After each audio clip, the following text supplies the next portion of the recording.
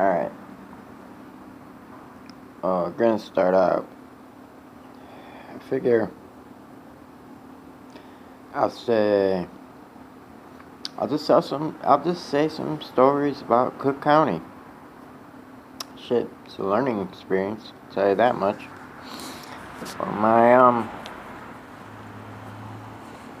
My first charges, I'm not gonna get so much into what the charges were and all that, just for good reason, but I did end up getting convicted after a year and a half. I pled down from a couple felonies involving guns to 2 counts of not keeping the receipts of firearm transfer. So for that, I received 2 years of probation. 2 years probation, 2 misdemeanors, not keeping receipts of firearm transfer for 10 years. So I was on felony probation, because it was a felony charge originally, but it's a misdemeanor charge. I was on felony probation 2 years, never drug tested in Chicago, about 7, maybe 8, 9 years ago, something like that. And yeah, that's what I did. I just went there every month. I paid $25. It was half of what I was supposed to pay every month because I was on disability, or I didn't have a job. And I paid $25 a month for 2 years. Never got drug tested one time. I got arrested one time. In Chicago, we see a 1H and a 1C. Figure it out if you want. I don't care. 1D and 1C. A sawbuck each or a $10 each, so $20 worth. Northside cop actually found it in a pretty decent spot, like hidden in the seams of your clothes. Small as hell, but I went inside. He actually drove up on the sidewalk, and I walked basically into his car, and he searched me, nobody else. So when I went to court, I signed over my bail money, which was $750 to bail out for those 2 charges. I signed that over to the judge, or to the lawyer, and in about 1 minute, maybe 30 seconds, he was like, so you just, to the judge and the officer at the same time, I didn't say a word, of course. It's like, so you just drove up on the sidewalk and searched my client, no probable cause, and nobody else. It's like, yes, and the judge just hit the hammer down, said no probable cause, case dismissed. So those were 2 F's out the way, and a possible violation. I never violated probation. I've only been on it twice. Second time was for marijuana in Tampa, Hillsborough County. And I actually got on probation for $10 worth of marijuana. I also got arrested with a bunch of pills, but they were prescribed to me, just not in the bottle at the time. So I got those dropped with the with the pretend lawyer and a free lawyer, whatever. And got the pills dropped, told her what to do. I went to Walgreens, got my prescription history, last 2 years, highlighted what the prescriptions were, and gave it to her. She gave it to the judge. All those were dropped. I said I was actually about to go to Italy and Spain, but I couldn't leave according to the bail guy, so I just was like, I will say guilty to the possession of marijuana right now. Anything you want to give me, since all the felonies were dropped, just give me anything and I'll take it right now. And I did. I got to go, and I got my probation officer to write me a letter saying I was allowed to go to Italy. And as soon as I got on papers in Florida, I went to Italy for 15 days, and Barcelona, and I went in Mediterranean. And then that was awesome. But 6 months in, 5-6 months in, I got my medical marijuana card. So they couldn't even test me the whole time I was on probation for weed after 6 months. And it took me 3 months get it out of my system. So they only tested me like 3 months out of the whole year. And I was also prescribed Valium, and I was prescribed morphine at the time, so they couldn't test me for anything except coke and amphetamines, basically. It was crazy. But, yeah, back to Cook County. Sorry, I got completely off track. So, yeah, Cook County's a wild, wild place. I'm what they call a Neutron, non-affiliated gang member in a city and especially jail of like 99.9999% gang members. And in there, for instance, if you line up for chow, One Love is in the front. One Love is anything off of the 5-point star. Or the 6-point star, I'm sorry, Star of David. That is called the Folk Nation. That's GDs, BDs, SDs, anything that ends in disciple. And their allies, I guess you could say. And then Finballs is what they'll say next. Finballs are second in line, and Neutrons at the end. Neutrons are not affiliated like me. Finballs, Fin, is 5-star. That's the Latin kings and the vice lords, and it's just the people's nation. I'm not going to get too much in that because it's not my place. I'm not a gang member. But that's just the general Chicago shit. And they don't fight other gangs. They fight within the gangs. But that's their thing. You know, whatever. I lived in Lincoln Park and Rogers Park. Lincoln Park was pretty okay. Like, safe-wise. Rogers Park, there was no dominant gang, so a lot of beefing going around. Definitely cheaper, further north. But cheaper rent. It is what it is. But, you know, it's a lot safer on the north side. You know, to go shop on the west side when you're a junkie, see my probation officer, to go down for that year and a half, to go down to the south side, 26 in California, to go to Cook County Jail. And that's a different area, you know, especially dressed up and standing out like I would going to court. It's a little wild going down on the south side, but especially as a white boy and all that. But, you know, it is what it is. Get through it. It's okay. It is what it is. Yeah, like, alright, one story that pops in my head. You know, first things first, when you jump in there, it takes like 3 days, especially if you get arrested like on a Friday or something. You know, first time I went in, I went to Cicero, and I was in there holding cell overnight.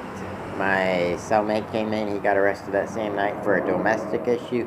This dude, it was in the middle of the summer. I was lucky to have a t-shirt on and a pair of pants instead of shorts because I was able to climb inside my t-shirt. It was so cold.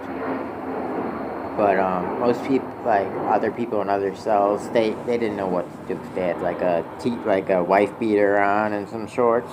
But I was able to climb my t-shirt on the cement bunk. That's all you get is a cement slab to sleep on, 2 per cell.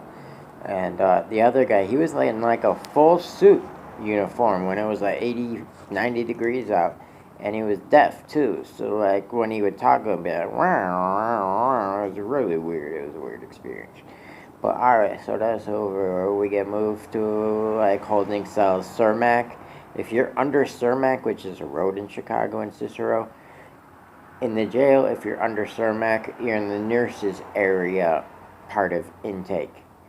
So like you go to intake, you're in all these bullpens, transfer from one to another. You're in each one for like 12 hours with 500 people, you know, sleeping on your boots and stuff like that, and people getting in fights. Everyone smells like bologna because that's all they feed you every single lunch, 365 days a year. They serve you 2 bologna sandwiches and like some cookies and a drink.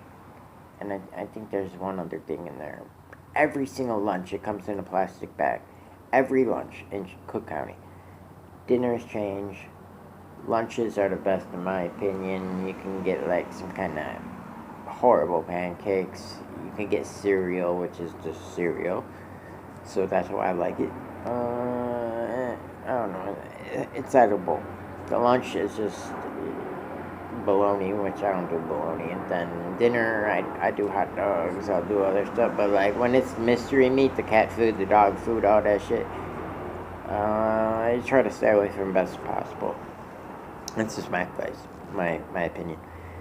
And but if you go in, you're kind of a low level offender. You're not in there for murder or armed robbery. You'll go into the workers' pod. The workers' pod has maybe like, I don't know. I'm gonna estimate maybe around 30 to 40 TVs. They're in pairs all around this room. It's got like maybe 300 to 600 inmates in there and 2 officers watching. Now, to give you an idea how big this is, when they call people for how to work, they say A upper, B lower, C upper. Like they say P house upper and Q house lower and H house upper. It goes all the way to like P and S house, right? All the way around A, B, C, D, E, F, G, H, all the way to like S. And it's got upper and lower. Each one is not one bunk. It's like 20 bunks, upper and lower too. So it's a lot of people. It's a lot of people, a lot of TVs, a lot of noise. The lights never turn off. You go in the bathroom shower area, there's about 80 toilets next to each other in the C shape. So there's 2 aisles you can go down. There's like 80 toilets. Now, one of them is by itself. It's just an open room of like 80 toilets right next to each other. Same thing with the shower room. That's all the way to the right.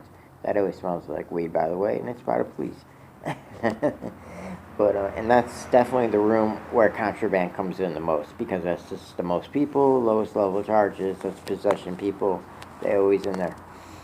Always, always, always. I saw the weirdest. I never saw speed once in Chicago when I was there, but I saw it in jail. Okay, who would want to do that in jail? Not me. I'd rather take a bottle of Xanax. Time warp through that shit. But one of the jobs. Alright, there's 3 job options. One of them we like to nickname Waterworld. Now, when I started working at Waterworld the first time I went in, the first thing you do, you got your boots on. If you're from Chicago, usually you just wear boots. This is how it is. So I wore boots and went in, and first thing I put a bag, like a trash bag around each leg, over my Timberlands up to about my nuts, and then I put the yellow big plastic funny boots over my Timberlands, which are under the plastic trash bag.